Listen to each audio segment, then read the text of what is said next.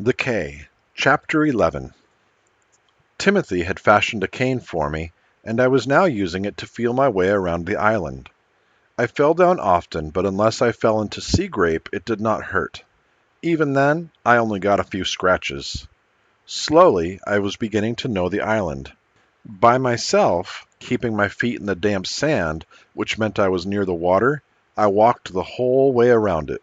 Timothy was very proud of me. From walking over it, feeling it, and listening to it, I think I knew what our cay looked like.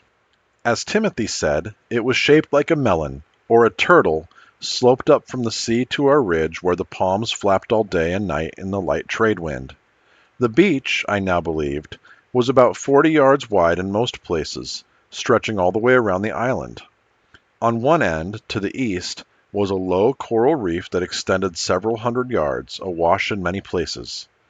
I know it was to the east because one morning I was down there with Timothy when the sun came up, and I could feel the warmth on my face from that direction. The sea grape, a few feet tall at the edge of the beach, and higher farther back, grew along the slopes of the hill on all sides. There was also some other brush that did not feel like sea grape, but Timothy did not know the name of it. To the south, the beach sloped gradually out into the water. On the north side it was different. There were submerged coral reefs and great shelves. The water became deep very abruptly. Timothy warned against going in the water here because the sharks could swim close to shore. Timothy said that the water all around the cay was clear and that he could see many beautiful fish. There was brain coral and organ pipe coral that the parrotfish would nibble. From what I could feel and hear, our cay seemed a lovely island, and I wished that I could see it. I planned to walk around it at least once a day, following the vine rope from the ridge to the beach, then setting out along the sand. I was starting to be less dependent on the vine rope, and sometimes it seemed to me that Timothy was trying hard to make me independent of him. I thought I knew why, but I did not talk to him about it. I did not want to think about the possibility of Timothy dying and leaving me alone on the cay.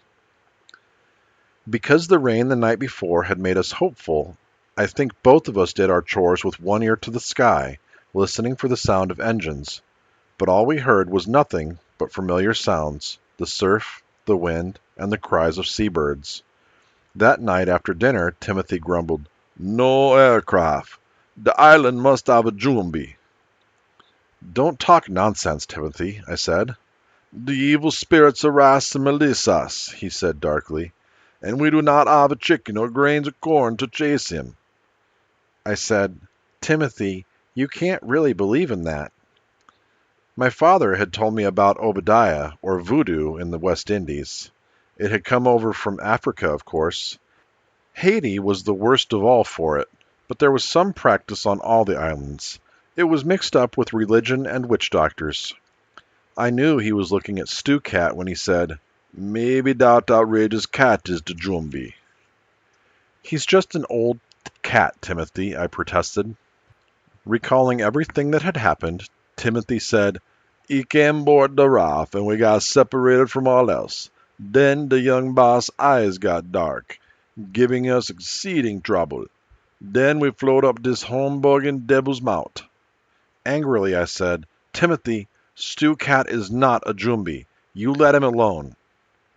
The old man was silent, and I was suddenly worried for Stu Cat's safety. Timothy stayed by me all night, but in the morning, when I awakened, he was gone, and so was Stu Cat. I crawled out of the hut and began to call for Stu. Then I called for Timothy. There was no answer. I went down the hill and headed up the beach toward the reef. Voodoo was silly, I knew, but it was also frightening. I couldn't understand why Timothy thought Stu Cat was the Jumbi. I decided to circle the island to find them. Using my cane to feel the way, to touch driftwood or coral ledges the night tide might have uncovered, I moved along the damp sand, calling out now and then. When I reached the north side, Timothy answered, Marnin, Philip. I asked him where he had been. He laughed. There's this little place I go here. I've been here on this beach. Where is Stu Cat? Timothy was silent. I asked it again. Be getting his own self a lizard, maybe, he answered, but there was something conniving in his voice. All the while I could hear a scraping noise and occasionally a ring of metal. "What are you doing?" I asked. Cutting on an old piece of wood, he replied. Why would he be down on North Beach this early cutting wood? I knew we had plenty for the campfire and the signal fire.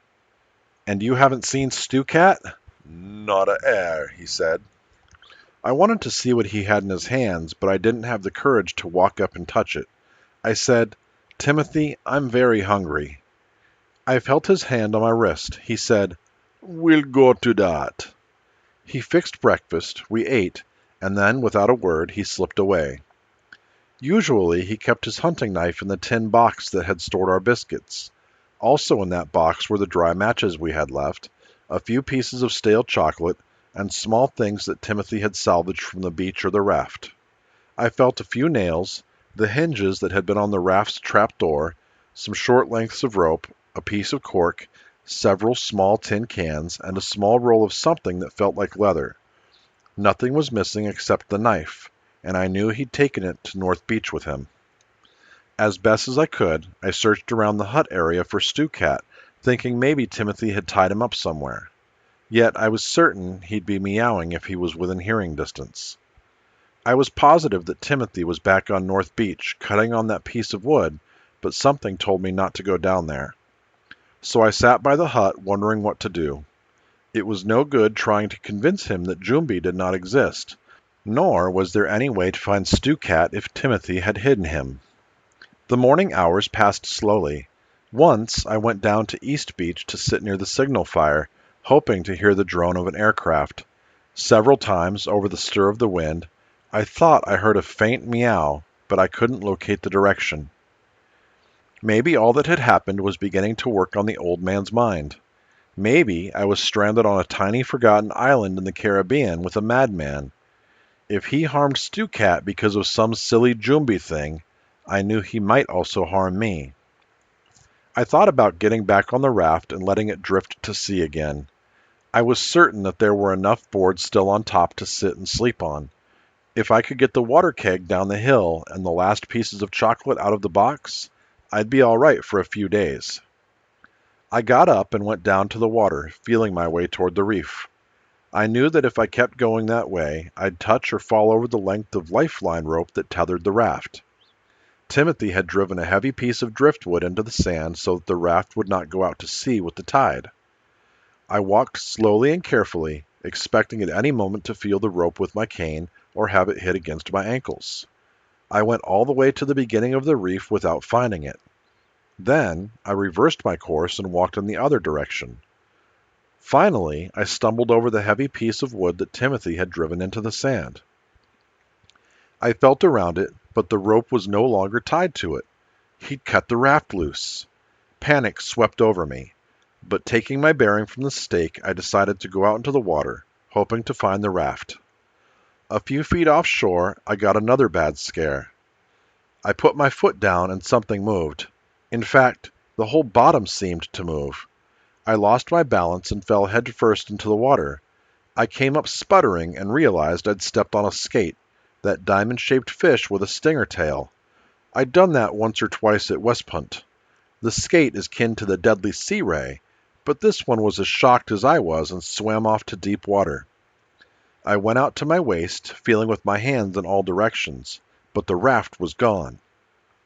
I trusted Timothy and kept telling myself that he wouldn't harm me, but it was the whole mysterious Jumbi thing that was frightening, and he certainly wasn't acting like the Timothy I'd been living with.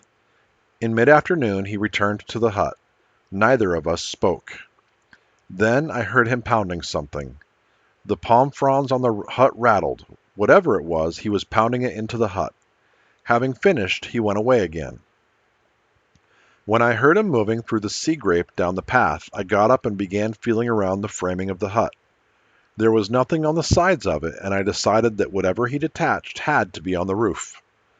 I knew there were several lengths of log over near the campfire, so I approached it, found one of the logs, and rolled it over to the entrance to the hut. I stood on it and felt along the cross frame that held the roof up. In the very center I found what I was looking for. I cried out when the palm of my hand touched something sharp. Then, with my fingers, I slowly felt around the object. It had a head, I discovered, 4 feet and a tail. Timothy had spent all that time carving a cat, a stew cat. The nails in it were supposed to kill the evil Jumbi. I felt weak and sat down on the log. Soon he came up the path, dropping Stew Cat into my lap. "Where was he?" I asked.